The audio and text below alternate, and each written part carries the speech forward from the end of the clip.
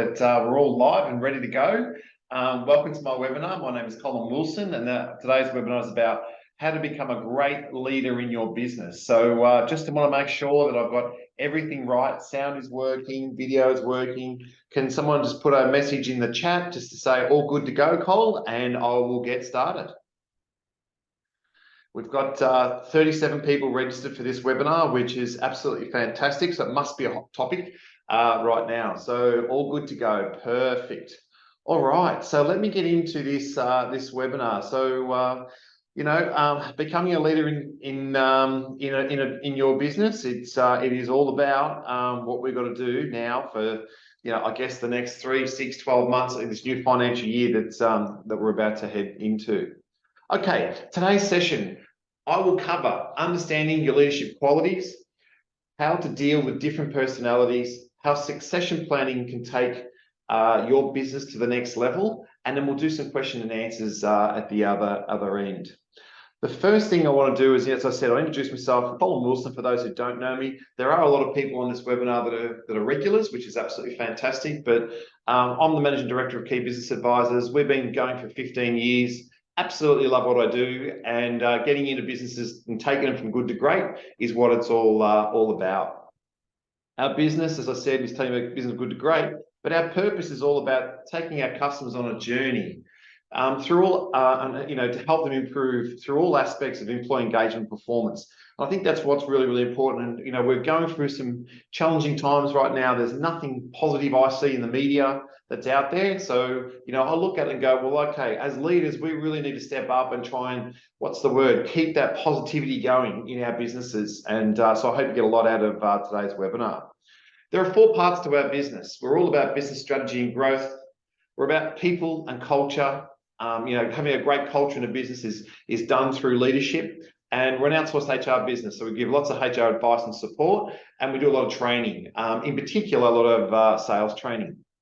My background is actually sales and marketing. That's what I did, and in over 15 years, I've really got my head right into the strategy side of things, because for me, whatever you do in business has got to be linked back to a strategy, and we have a wonderful team of HR professionals that support our business and many other businesses out there for HR advice and support. Okay, so let's get into it. So the first thing I want to talk about is understanding leadership qualities. And again, look, this is just from my perspective, some of the things that we need to do to make sure that we have great leadership in a business and also in every day of life as well. To me, I think it's not just about being a leader in business, it's just how you are as a person.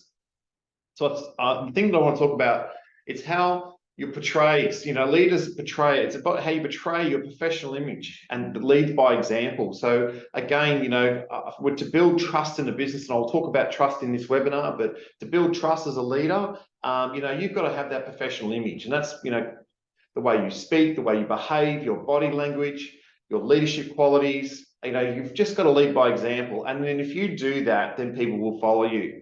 We're in a process right now where people, there's going to be a lot of movement. They predict a lot of movement within companies of staff changing jobs and lots of stuff. And that's just due to pressure of interest rate rises and inflation and all the above. And yet it's going to happen. We're going to be prepared to lose people. But again, to try and retain people, I think it's, what's really, really important is how we portray that professional image in what we do. As I said, in every day of life. What I want to talk about is this. So leadership qualities.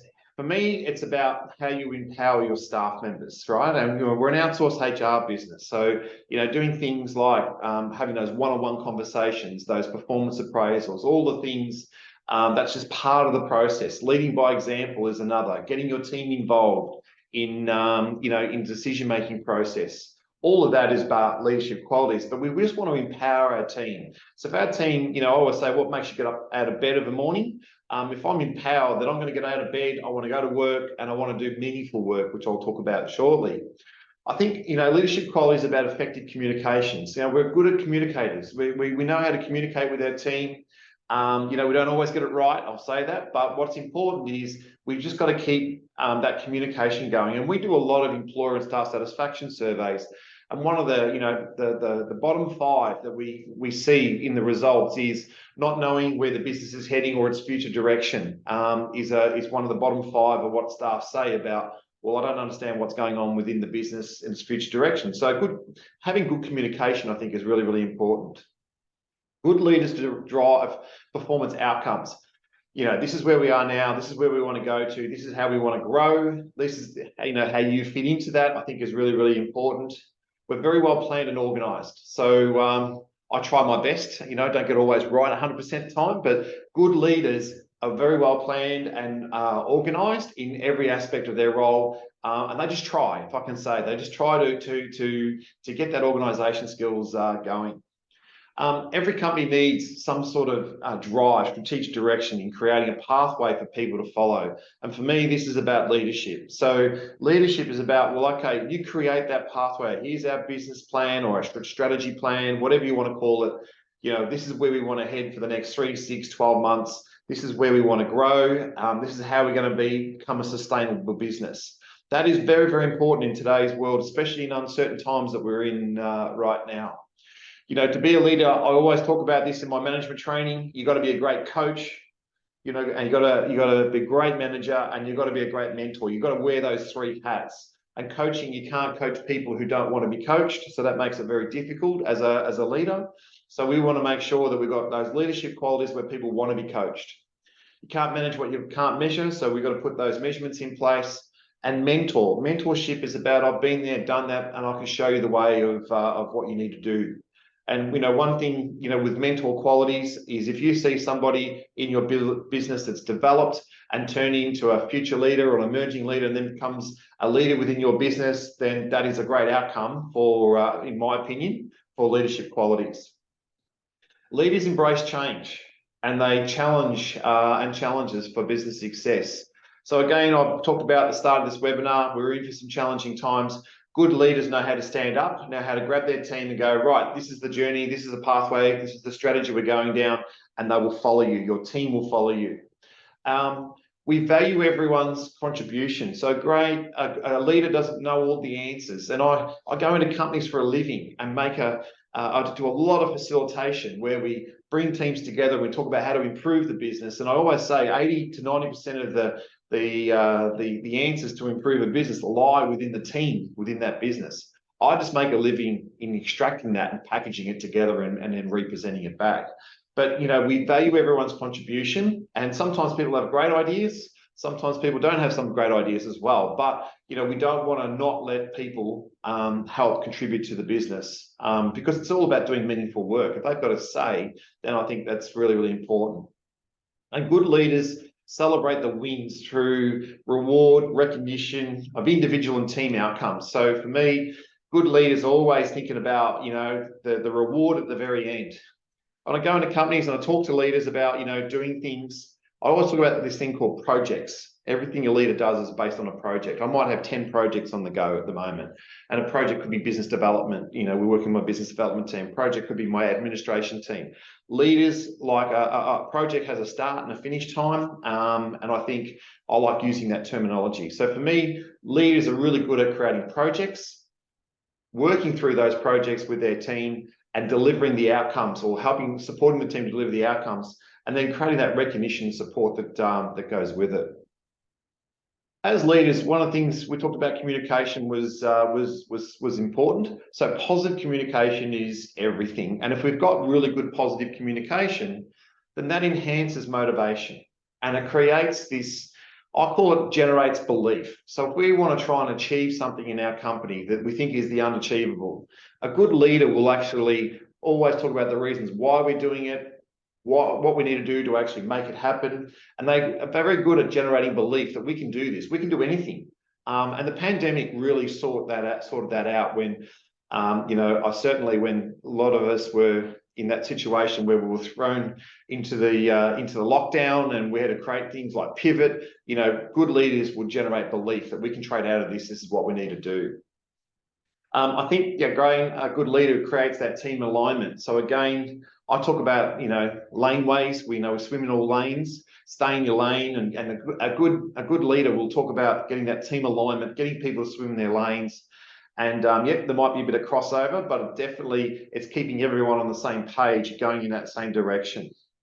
I talked about it before, more engagement. So leaders, if we're uncertain about things or things are not working right, we just want more engagement. So we want to ask more questions. Good leaders ask lots of questions and trying to find out, well, what can we do to improve?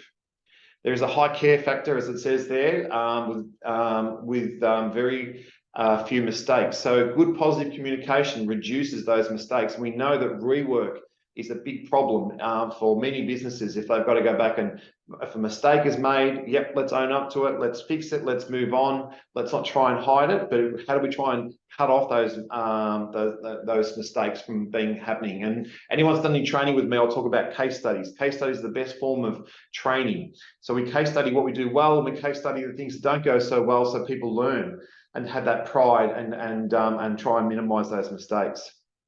Good communication will create high self-esteem, positive energy, and a winning culture. Every business today wants a winning culture. And again, when we're recruiting, and just for those of you who are out there, that are on this webinar, it's at the moment it's an employee's market of where they want to pick and choose and where they want to go. And they want to know, if I'm going to go and join a company, does it have a positive culture? Is it a winning team? Is there good energy in the business? I always talk about Google AdWords, right? So Google, reviews. So if you've got really high Google reviews in your business, that you're a great company, great place to work for, and the communication is good, then that's a power of attraction for somebody who'll come in to join you. Definitely what happens, we've got a winning culture, we end up with business growth, more revenue, and higher profits.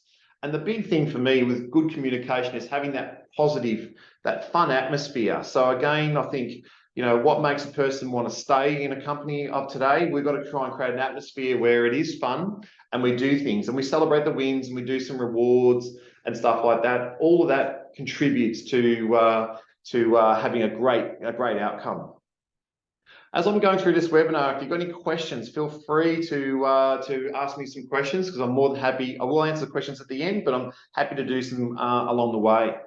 Now, what I want to talk to you about now is, this is a thing called the passion pyramid, and it's linked to disc profiling. So I'm going to show you some disc profiling shortly, so I thought it'd be just appropriate to go through this. But what it talks about on the left-hand side is leadership skills. So as an individual, if I'm going to be a leader in the business, some of the traits that I need to have is that people skills to build trust. And I need to be a good coach, counselling and mentor. So I've got to be very good at, I like the word manager rather than counselling, right? But good coaching, managing, mentoring skills, I think is really, really important. I've got to be a person that's inclusive, and it's got to align with, the company's purpose, values and vision of where the organisation is going. And good leaders, they're very good at developing and building a high performing team, because let's face it, who wants to go and work in a team that's not highly performing? So I think we look at that, these are the leadership qualities, but then when we're working with a team, our employees' needs, I think this is really, really important. Number one is our team members that we put on, they want to be respected.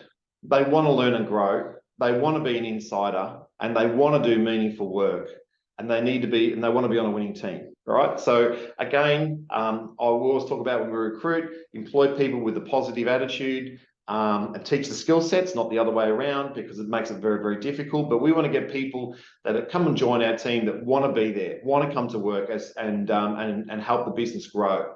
And again, that's part of leadership. Part of leadership is that explaining, this is where we are, this is where we need to get to, and this is what we need to do to actually make it all work.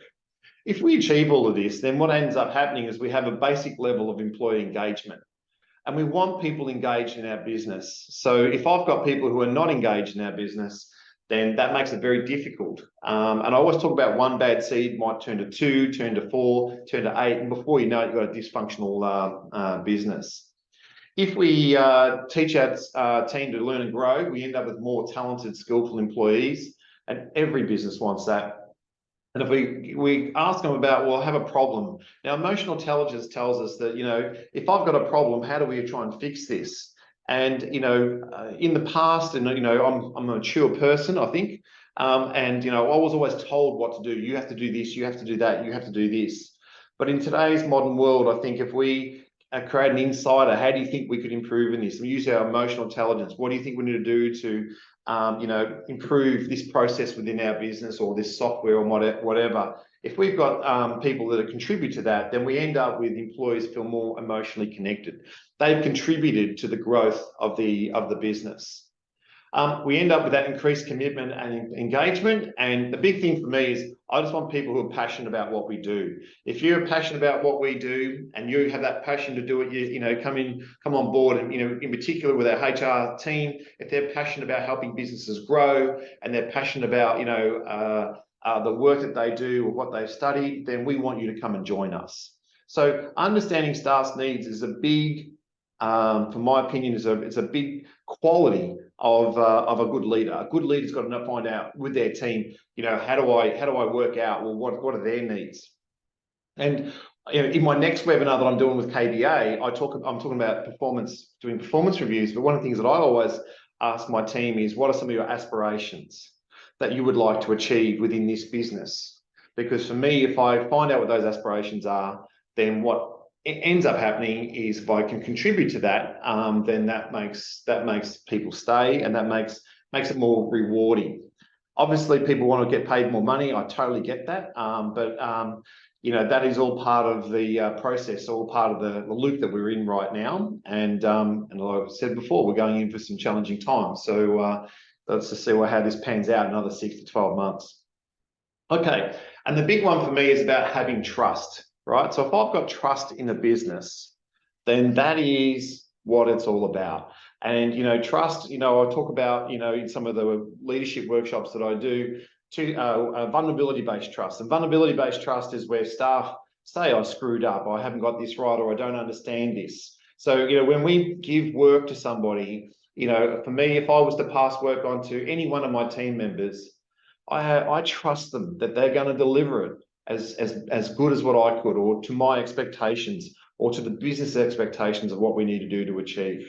I love my team. We're a great team here at Key Business Advisors. Yep, we have staff turnover just like everyone else, but I just love my team when we hand them work and they just execute it to the way that we need to do it.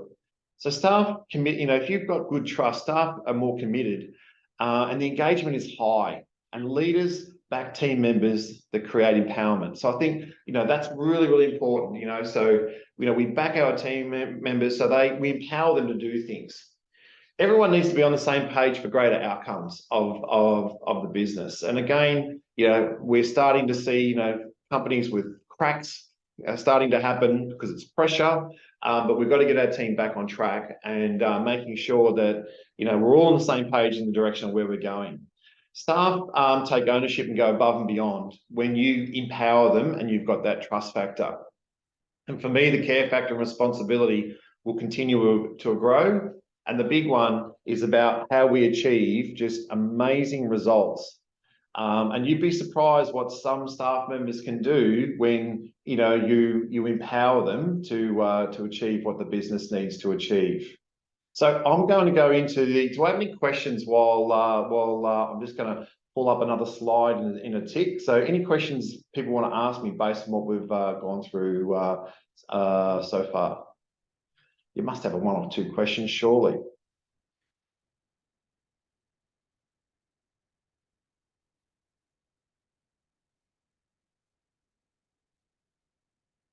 Just logging into.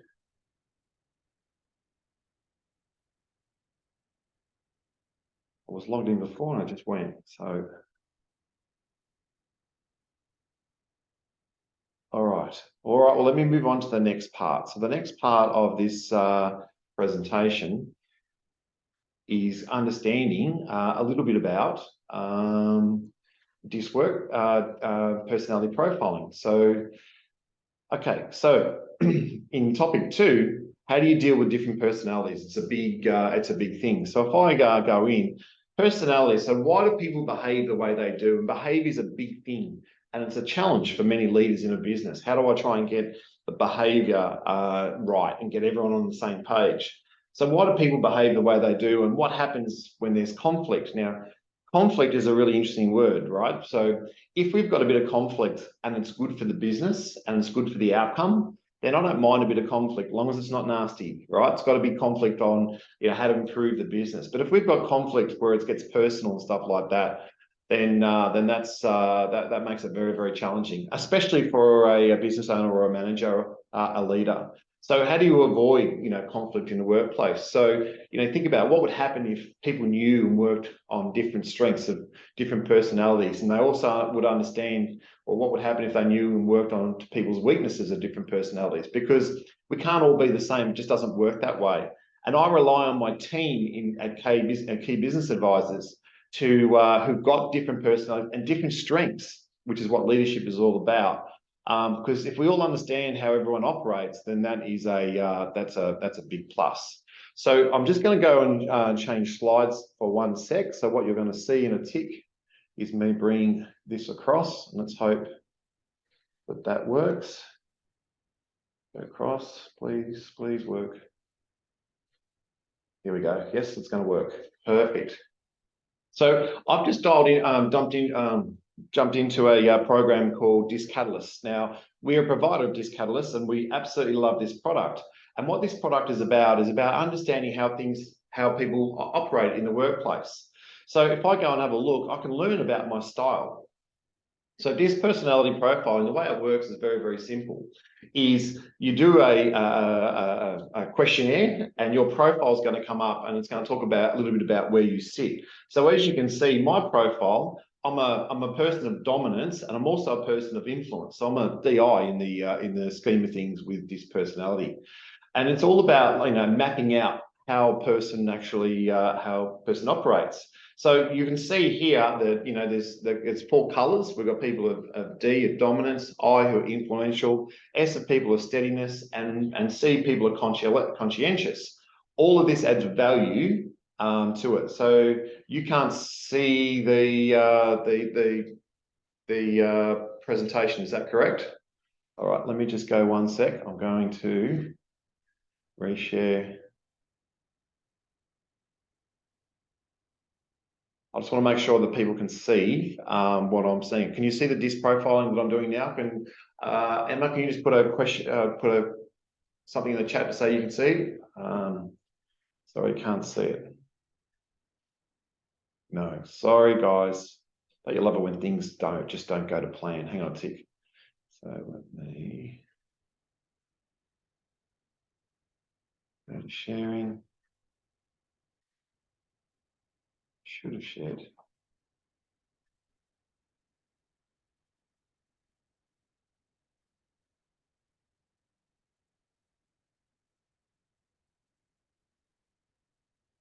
Okay, we should be right now. Okay, can everyone see what I'm sharing right now?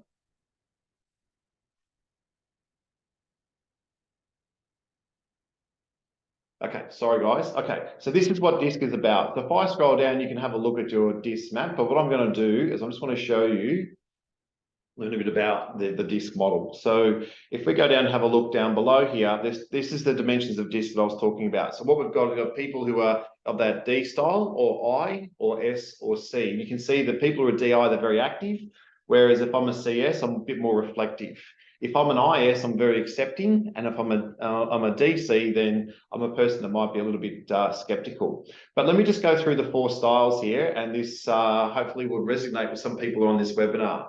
So a person who have a D style, which is very direct, their priorities are getting immediate results, taking action, challenging assumptions, challenging themselves and others. So a D style, very proactive type of person.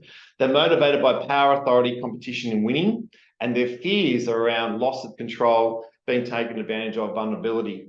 And you'll notice down here that limitations are lack of concern for others, impatient, insensitivity. Now, the way it works within DISC is the further your dot is out onto the outside, the more you are of a D style. Now, you can learn, so you can learn about your style, and the whole idea is having that awareness. A good leader would have awareness of, that I'm a very direct type of person. So if I'm talking to somebody who's probably my direct opposite of a CS style of person, then I'm going to be a little bit more relaxed, or I'm going to be change my behavior is probably the word when I'm talking to that type of person. If we have a look at an I style, you can see expressing enthusiasm, taking action, encouraging collaboration, motivated by social recognition, group activities, friendly relationships. These people are really social. Their fears of social rejection, disapproval, loss of influence being ignored, and limitations. So the people have the messy desk in the office, impulsiveness, disorganized, lack of follow through. So it's not a case that they're a bad person or anything like that, but it's just how they operate, and that's their personality style. And again, they can be somebody of preciseness. It just means they've got to slow their pace down. And that's what DISC is all about. It teaches you that.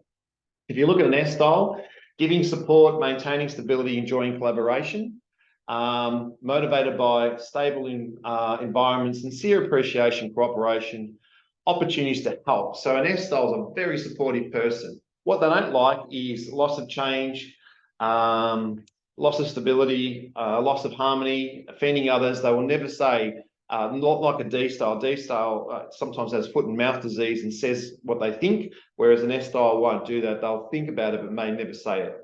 Limitations, overly accommodating, tends to avoid change and indecisiveness.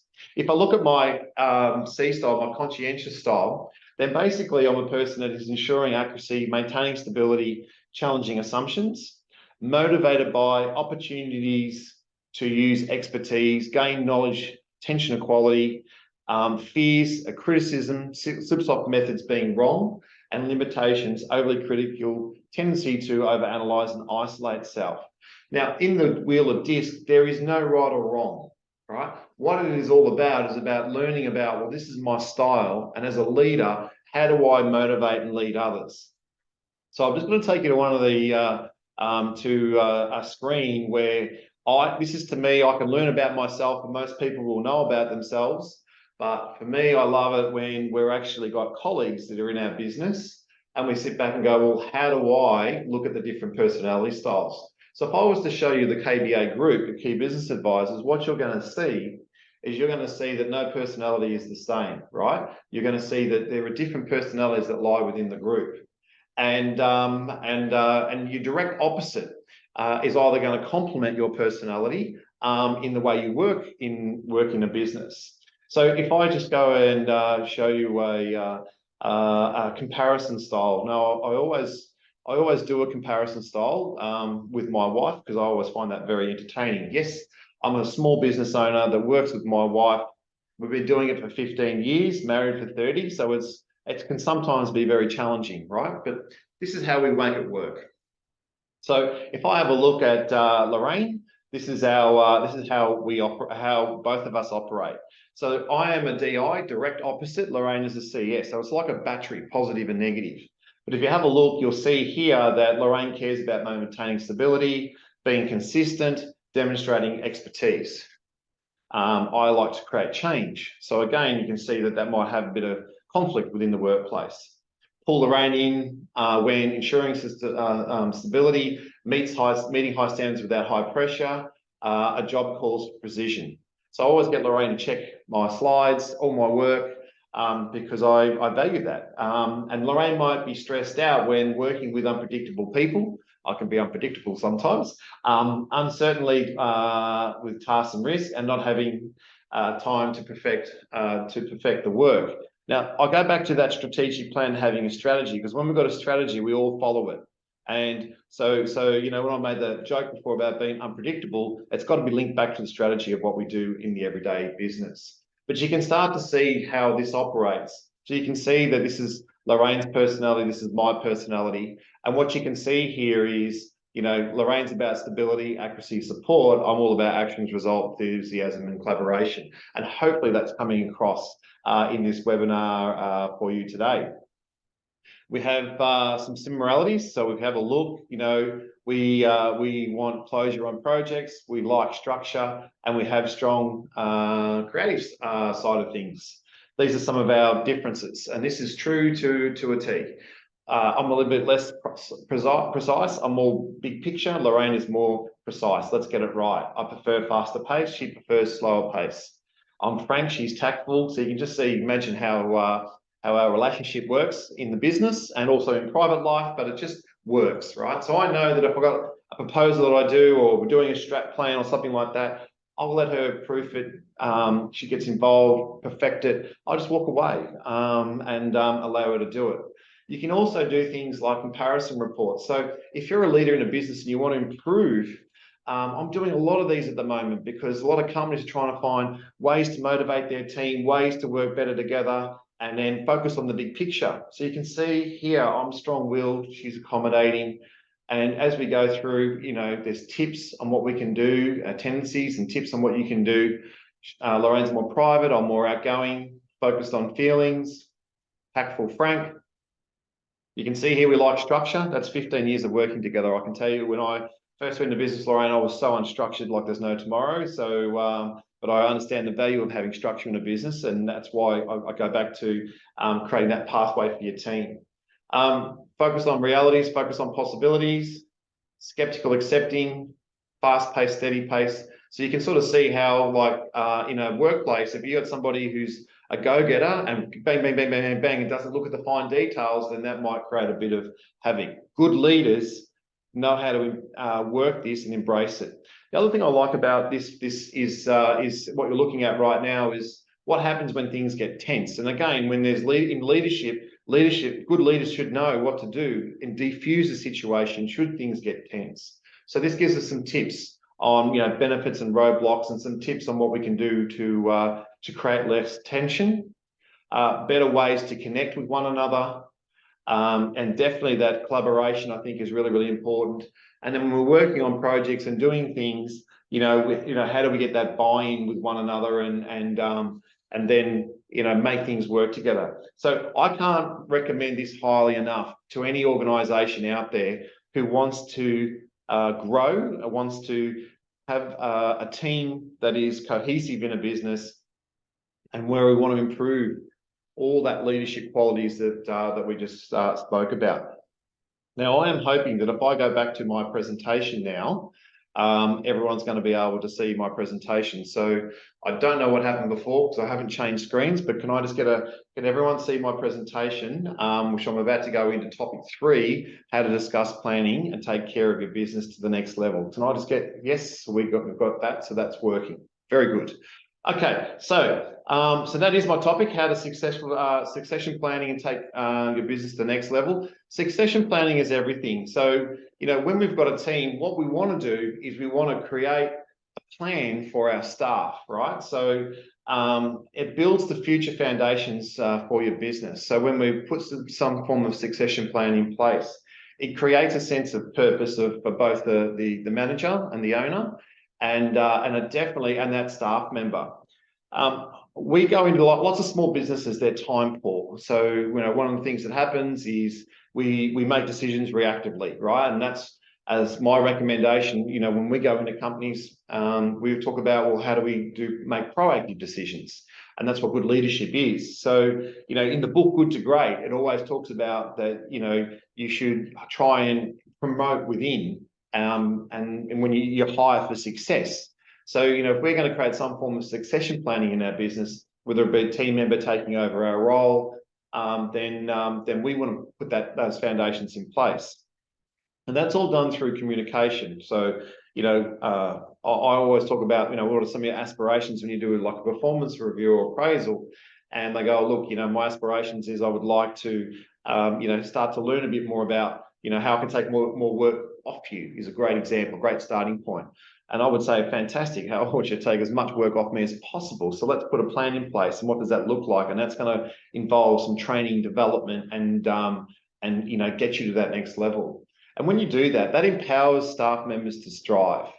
If I use the word, I'm committed to this business. I'm passionate about this business. I'm committed, and I want to. I want some success put in front so I can actually grow with the business.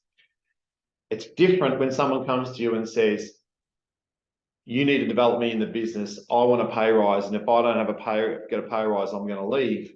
Then that's not what I'm talking about here. What I'm talking about is you are putting those foundations in place, those positive foundations in place, and you're being proactive in the way that you do it. It provides reassurance, that you prefer to promote within. not just to that person, but also to the rest of the team. And it demonstrates you have a plan. And again, in today's world, it's not a employer's market, it's an employee's market. So again, we want to make sure that we have a plan and we're following a plan so we can prove, hey, look, this is part of our strategic plan of what we want to do. We want to develop and grow people within our business. And that's the language that good leaders use. So I think, ways to engage with staff for succession planning, as discussed before: open discussion, skills assessment. They're identified through team meetings. So are they taking some leadership within team meetings?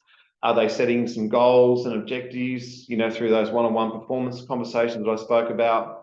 And again, what we heard that word pivot through COVID. We need to pivot our business. We need to change the way we do things. A lot of companies have done that. But new positions become available. So how do I then create a position where I'm doing some succession planning with somebody, or could be changed within a business? In a workshop that I did last week, what was really interesting is two people were going on holidays. Two leaders were going on holidays at the same time. And I asked the question, what have you put in place that while you're away, you don't have to look at your emails and keep your eyes on what's going on within the business? And that was a really good question. Now, one of them is a director, and he was like, "No, I'm fine. I've got a team that I trust, and I know that they're going to take care of everything." And the other one was a manager that was a leader in another location, and that he had this curious look on his face when we asked that question. So I just can't echo enough that staff are everything for a business. You can't grow a business without staff, and you want to put some form of succession plan in place. So if you do go on holidays, then someone can actually take over. And there's a bit of staff movement happening at the moment. So when staff movement happens, then you want to make sure that you've got team members that are biting at the heels to step up and help the business. So the outcomes from training and developing staff, I love this slide, because for me, when we're training and developing staff, and I'm I'm doing this webinar, and I said to my team this morning that I've never been so busier in doing training in the 15 years that I've been in business. And I think it's just a sign that companies want to get more training happening with their staff, because the outcomes are really, really good. We end up with staff end up with self-satisfaction. They feel valued, empowered. They have a purpose. It's more productive, and more job satisfaction and more rewards because they're being trained. But what does it do for the business? And the business, you end up with those skillful and talented employees that talked about in the passion pyramid, increasing productivity and reduced wasted time. So again, we're not rechecking things, because we've got all that intellectual property, that IP in the business of what to do. Fewer mistakes and rework, and better customer outcomes, because customers are the one that pay our wages and pay for everything. And we end up with a more profitable company. So I hope you've enjoyed my webinar. I'm just going to go through a couple of things, but managing staff to me is all about best practice. How do we set up best practice in our business? So this webinar is about leadership. How do I have good leadership qualities within my business and help people grow? Well, managing staff, as I said, is all about best practice. In lots of small businesses, they can't afford to have a HR person in their business to support this. And that's why we're an outsourced HR business. We go into companies and we help them with implementing this HR best practice, so they don't lose their quality staff within the business. Now, do we have any questions? I'd love you to ask me some questions, because I'm just in that mood now. I'm at the other end of the webinar, but do we have any questions that you want to throw my way, that I'll be more than happy to answer? And while you're doing that, we have a couple of downloads on our website. So there's 2 downloads. If you click on these links, it'll take you to this particular spot. But one is 12 Steps in Building a Great Culture, and that is about leadership. And you can find stuff with DISC when you download that as well. And then the other one is that HR best practice that I spoke about. So I've got Sue. Sue would like me to unmute Sue. So where are you, Sue? She's raised her hand. So Hi, Colin. Sue, how are you? I'm good. How are you? Not too bad. That was excellent. Thank you, as always. So much gold in there. I raised my hand to let you know that um, we could see the screen at the time, but I did want to say that that was great, especially that explanation of the disc, because I needed a bit more clarification on that and made a lot of sense. So thank you. Okay, beautiful, beautiful. Have you got any other questions you want to ask me, Sue, while you're on the on this hookup? Um, I've Not at the moment. Not at the moment? Okay, Thanks. No, beautiful. And thank I you. hope things are going well for you, Sue, in your business too. So I hope you're nice and busy. Like at the moment, we're as I said on the webinar, very, very busy at the moment, which is a good thing. All right. Fantastic. Thanks, Sue. Thank you. So just lost my spot. Here we go. So we have a special webinar happening on the 27th of July. So this is about creating safer workplaces by a company called Persec Services. And what this is about is it's about how to avoid, things around violence and aggression. And look, I don't know if anyone on this hookup has seen a little bit more aggression in the workplace, but I think a lot of people are tired at the moment. We're starting to see more work cover claims come through. So I think it would just be very timely to slot this in. So feel free to come and join that. I'm actually just going to interview Kevin. He's going to go through and talk about the webinar.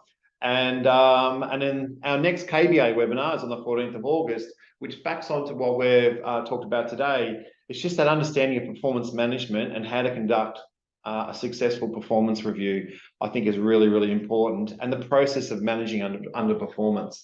So again, this is a huge topic for lots of companies out there because we're all trying our best to grow our business. So I hope you've enjoyed today's webinar. There's some information on us. You can go to our website. A lot of you would have registered through our website, so I'm sure you've had a good look around. But we are all about helping businesses to go from good to great. And what's really important is making sure that you guys are going well in your business. And if you've got anything that is not going so well, then please let me know. Now we've also got please unmute was it Irana? Yeah, she's raised her hand. So can you do that for me, Em?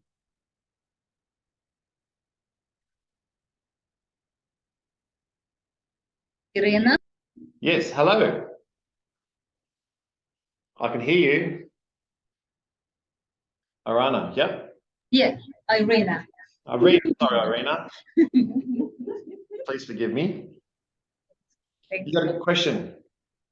No, so far so good. Thank you. Very informative. You enjoyed that? Yes. Okay. I've just done a few snips.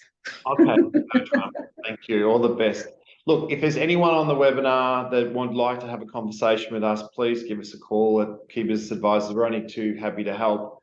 As I said, we're very passionate about what we do. And if you like the webinar, we're all about our Google rankings. So that's what it's all about. So give us a 5-star. And if you're unhappy with what I've spoke about today, then please give us a call and I'd love to have a chat with you. So that concludes the webinar. I just want to say thank you very, very much to everyone for joining us. And we want to wish you all the best. It is coming to the end of the financial year. School holidays are kicked in now. So we want to make sure that the second half, I want to make sure the second half of this year is better than the first half. That's what I'll say. We've had that inflation, the interest rate rises, the uncertainty. But as leaders, we need to stay positive. We need to look at it's never bad for too long, and we need to make sure that we are doing everything in our power to keep our team on the same page of where the business needs to go in that future direction. So on that note, thank you very much. Have a great week ahead. And if you need any help, please give us a hoy.